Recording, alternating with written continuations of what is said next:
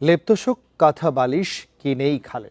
রাজধানীর যাত্রাবাড়ির কুতুবখালী খাল পরিণত হয়েছে ময়লার ভাগাড়ে। বাসাবাড়ির আবর্জনা, পরিত্যক্ত জিনিসপত্র সব ফেলা হচ্ছে এই খালে।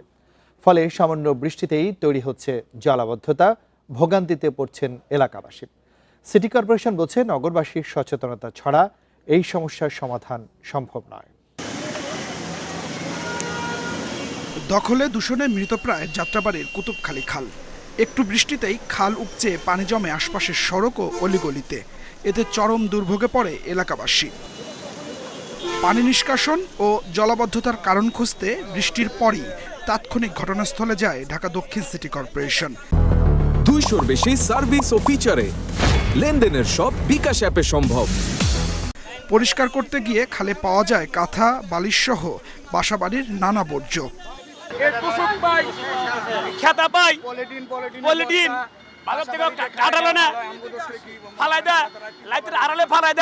আমরা দীর্ঘদিন কাজ করি, কাজের আমরা মূল্য পাই নাই। বৃষ্টি হলেই কুতুবখালী, জুরাইন সহ জনবহুল সব এলাকার মানুষকে পোহাতে হয় ভোগান্তি। এমন পরিস্থিতির জন্য নিজেদেরই দুষছে স্থানীয়রা। দোলাইপাড় যে মেন রোড, ওই মেন রোড হইতে এই খালটা কালেকশন। আপনার ওই মেন রোডও যদি একটা চিপসের প্যাকেট ফালায়, খাবার জাতীয় একজন খালে ফালায় দিল, এই খাবারগুলো ভাসতে ভাসতে এইখানে এসে জমা হয়। মহল্লা একটু পানি হলে বাড়িঘর সম্পূর্ণ ডুবে জায়গা। আর রাত্রে যে ময়লার গাড়ি মোট টাকা দিতে দেখা পলায় ময়লা ফেলায়। আর দোকানের আশেপাশে দোকানে পলিথিন দিয়ে বইরা জাম হয়ে জায়গা। যারা সচেতন না তারাই এগুলা করে, যারা এই ময়লাগুলা ফালায় ওদের বিরুদ্ধে আপনারা অ্যাকশন নেন। সমস্যা কি? সিটি কর্পোরেশনের তো ম্যাজিস্ট্রেট আছে, আমি অপরাধ করলে আমার মামলা হইব, অসুবিধা কি?